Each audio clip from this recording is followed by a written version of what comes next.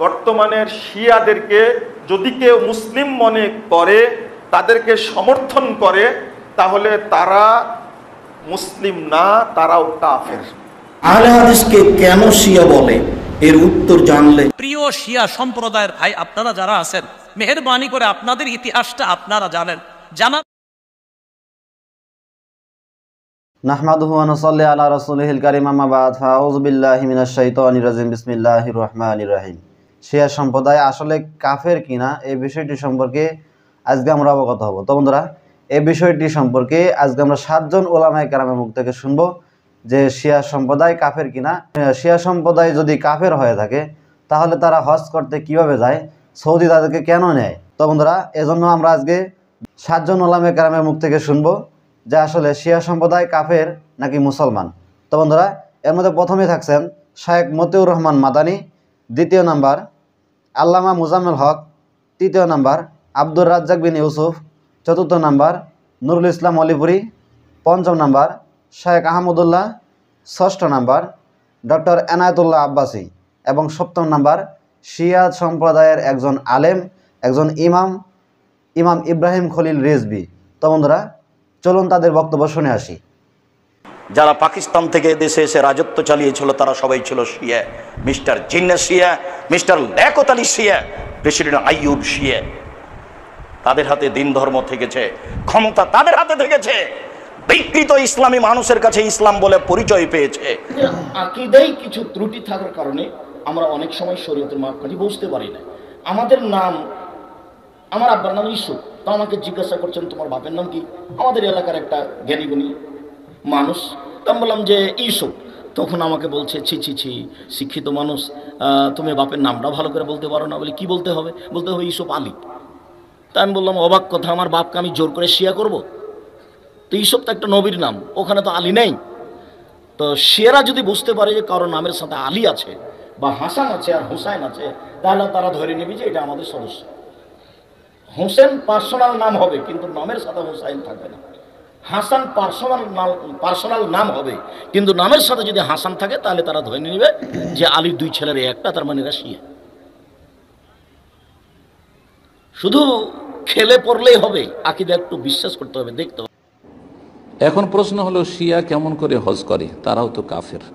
অনেক আলেম বলে শিয়ারা কাফের না, তারাও আল্লাহর ওপর ইমান আনছে। একটু বুঝিয়ে বলবেন ইনশাআল্লাহ। আল্লাহর প্রতি ইমান আনা শুধু মুসলিম হওয়ার জন্য যথেষ্ট নয়, রাসূলুল্লাহ সাল্লাল্লাহু আলাইহি ওয়াসাল্লামের প্রতি ইমান নিয়ে আসতে হবে এবং রাসূলুল্লাহ সাল্লাল্লাহু আলাইহি ওয়াসাল্লামকে আল্লাহ যেখানে রেখেছেন সেখানে রাখতে হবে। ওপরে উঠিয়ে দিলে শিরক হয় আর নিচে নামিয়ে দিলে কুফর হয়, তো কুফর আর শিরক থেকে বাঁচতে হবে। তারপরে আল্লাহ রাব্বুল আলামিনের কিতাব আল কোরআনুল কারীম রাসূলুল্লাহ সাল্লাল্লাহু আলাইহি ওয়াসাল্লামের উপর নাযিল হয়েছে, জি, সেটার প্রতি ঈমান নিয়ে আসতে হবে। কোরআনে কারীমে রয়েছে আয়েশা সিদ্দিকা রাদিয়াল্লাহু তাআলা আনহা সম্পর্কে কয়েকটি আয়াত নাযিল হয়েছে, 10-এর বেশি আয়াত সূরা নূরে নাযিল হয়েছে। যারা তার উপর মিথ্যা অপবাদ দিয়েছিল তাদের জন্য কঠোর শাস্তি রয়েছে। ওয়াল্লাযী তাওয়াল্লা কিবরাহু লাহু আযাবুন আযীম, আর ইন্নাল্লাযীনা জাউ বিল ইফকি উসবাতুম মিনকুম, হ্যাঁ, যারা এই মিথ্যা অপবাদ দিয়েছে, লা তাহসাবুহু শাররাল লাকুম বাল হুয়া খায়রুল লাকুম।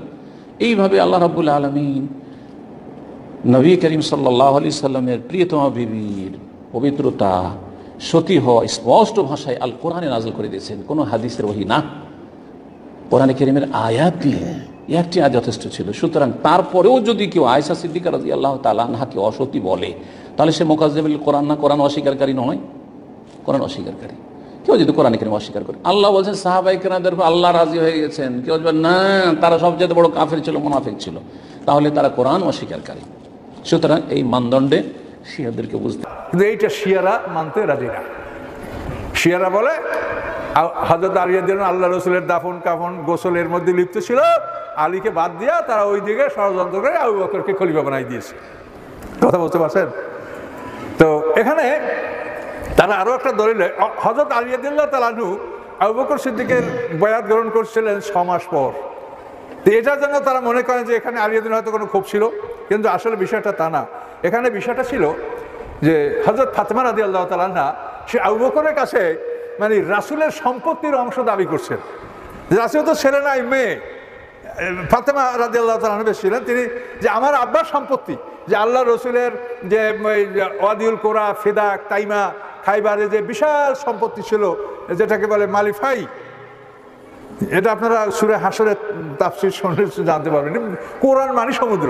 তা আল্লাহ রসুলের বিশাল সম্পদ ছিল, ওয়াদিউল কোরা, ফেদাক, তাইমা, এই এক একটা অঞ্চলে আমাদের বাংলাদেশে তো বড় বড়। তো এই সব সম্পত্তি আল্লাহ রসুলের ছিল।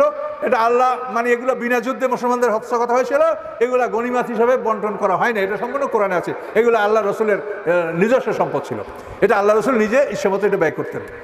তো এখন মা ফাতেমার দাবি ছিল যে আমার আব্বার এত সম্পদ, তা আমরা এই সম্পদের অংশীদার হব না। কিন্তু আবু বকর সিদ্দিক বলেন যে না, নবীরা কোনো সম্পদের মালিক না, এবং নবীদের কোনো ওয়ারিশ হয় না। নবীদের ওয়ারিশ হবে আলেমরা, এবং নবীদের ওয়ারিশ হবে তাদের এলেমের ওয়ারিশ, কিতাবের ওয়ারিশ, কিন্তু সম্পদের কোনো ওয়ারিশ হবে না, নবীদের কোনো সম্পদ নাই। তো এই কথায় ফাতেমা রাদিয়াল্লাহু আনহা হয়তো মনে বিষয়টা মেনে নিয়েছেন, কিন্তু তারপরে তো মনে একটা কষ্টই থাকতে পারে যে আমার এত আব্বার বিশাল সম্পত্তি। কিন্তু সমস্যা নাই, এই খেলাফত আমলে রাসূল সাল্লাল্লাহু আলাইহি ওয়াসাল্লামের পরিবারবর্গ এবং তার বংশে যারা সবাইকে এক বড় বড় ভাতা দেওয়া হতো, এমনভাবে তাদের ভাতা দেওয়া হতো যে তাদের জীবনযাপনে কোনো রকম কোনো কষ্ট হতো না। কিন্তু রাসূলের সম্পদ হিসেবে সম্পদ বন্টন করা এটা শরীয়তে এটা নাই, এটা বিধান নাই।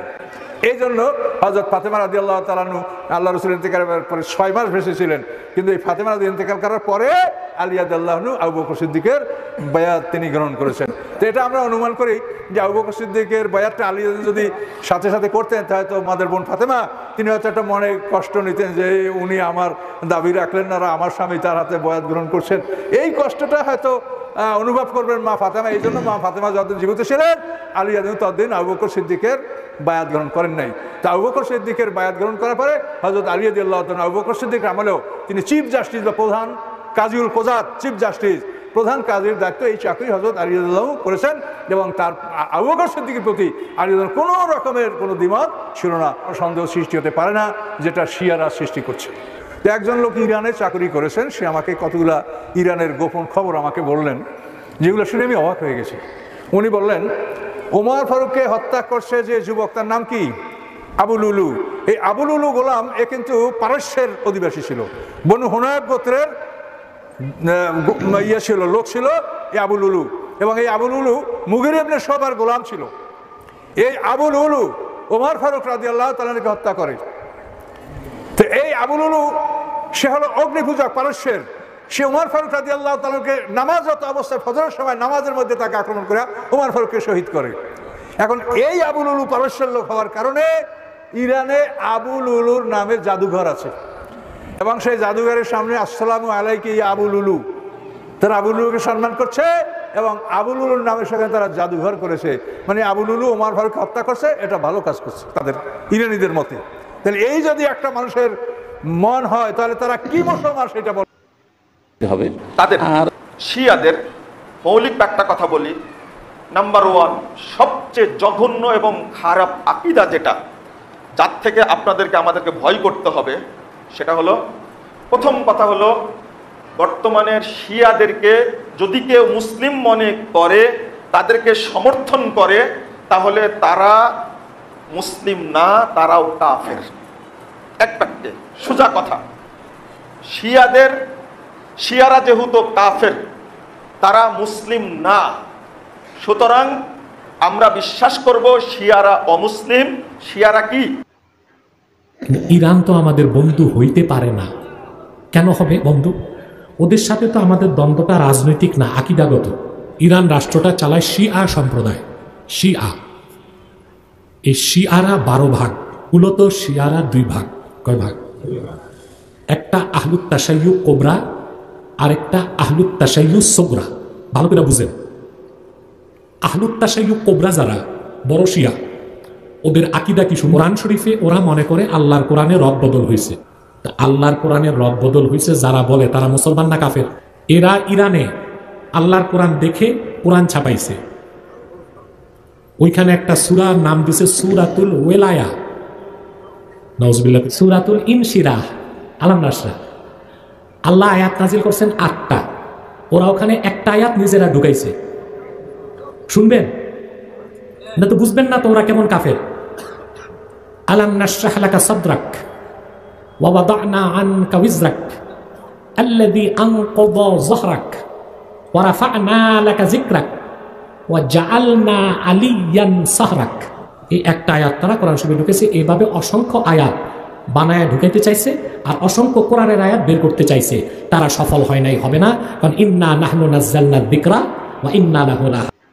শিয়া বলতে বোঝানো হয় শিয়াতু আলিয়িন বা আলী রাদিয়াল্লাহু তাআলা আনহুর অনুসারী গোষ্ঠী, এদেরকে শিয়া বলা হয়। বা আলে বাইত রাসূল করিম সাল্লাল্লাহু আলাইহি সাল্লামের পরিবার কেন্দ্রিক যাদের ভক্তি বিশ্বাস এগুলো গড়ে উঠেছে তাদেরকে সাধারণত শিয়া বলা হয়।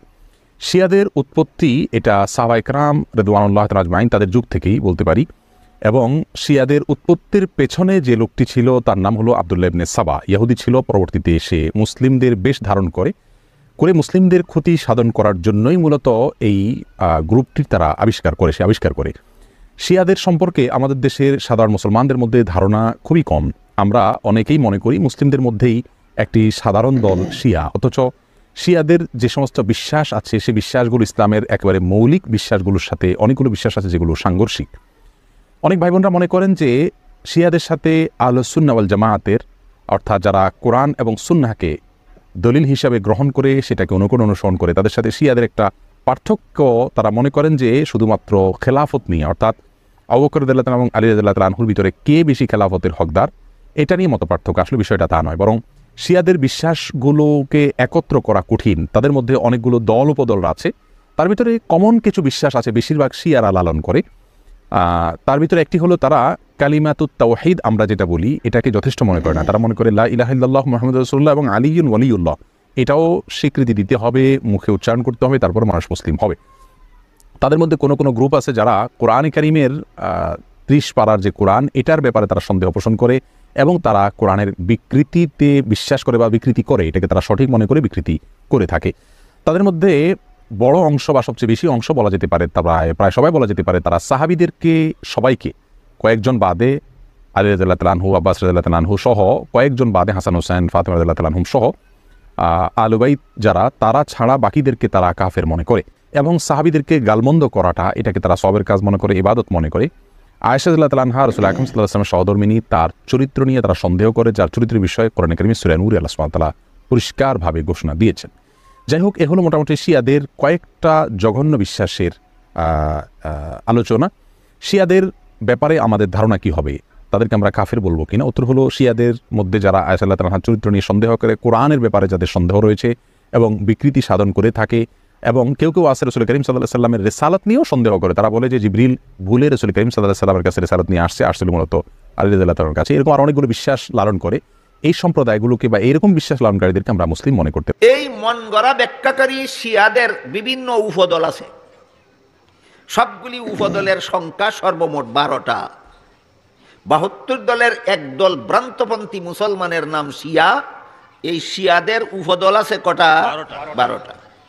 এই 12টা উপদলের অনেক উপদল এমন আছে এরা মুসলমানের গণ্ডির থেকে বাইরুইয়া বেঈমান কাফির হইয়া গেছে।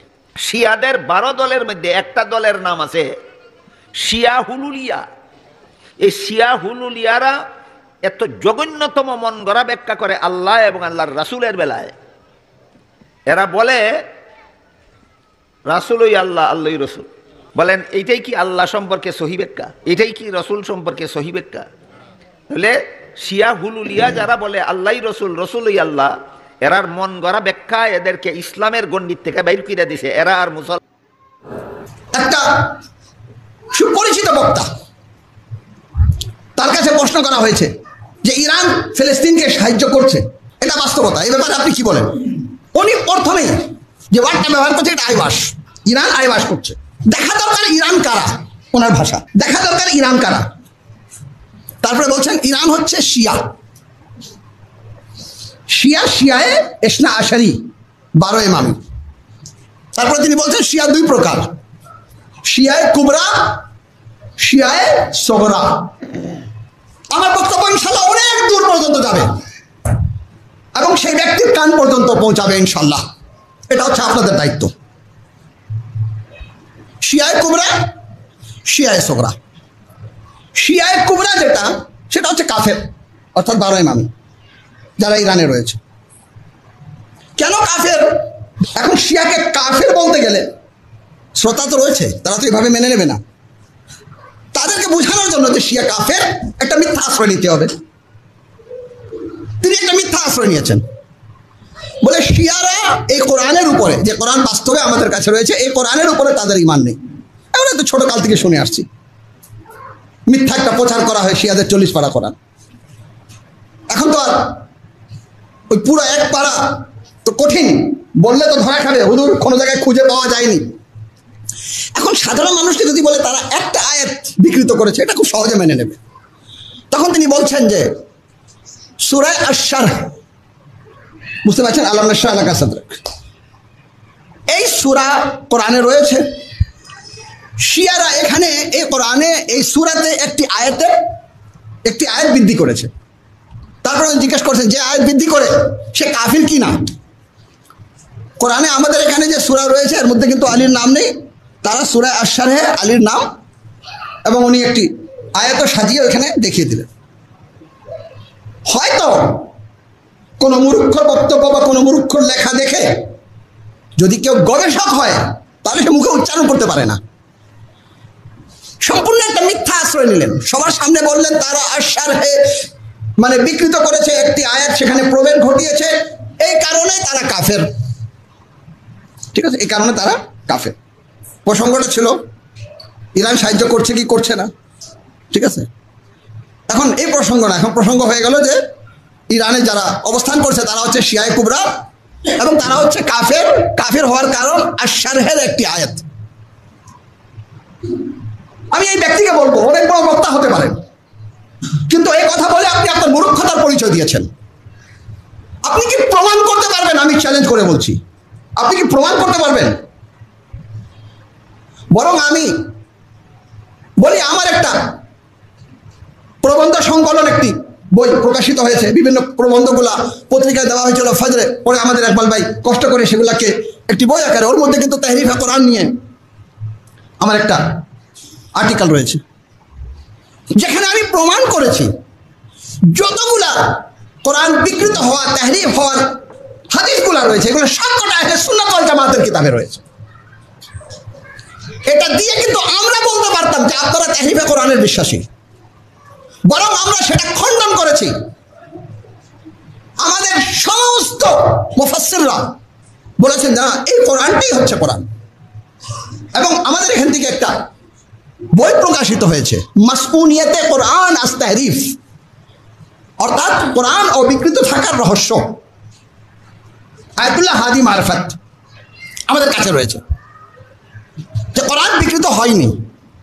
হুজ্জাতুল ইসলাম ওয়াল মুসলিমিন মিজানুর রহমানের অনুবাদ করা। কিন্তু যাদের মাঝে আপনি কথা বলছেন, এটা আমাদের দুঃখের বিষয় যে আমরা এই বইগুলো জনসাধারণের মাঝে পৌঁছাতে পারিনি। আমরা তাদের কাছে আমাদের সমস্ত মুজতাহিদিন, সমস্ত উলামা এবং কি ইসনা আশারীর আকীদা হচ্ছে এটা যে কোরআনে কোনো তারিফ হয়নি। তো একটি মিথ্যা আরোপ দিয়ে যে শিয়ারা একটি আয়াত সূরা আশ-শারহে বাড়িয়েছে এই জন্য তারা কাফের, তাদের মধ্যে আর ইহুদিদের মধ্যে কোনো পার্থক্য নেই। বাহ, এই হলো ইনসাফ। এটা হচ্ছে জুলম।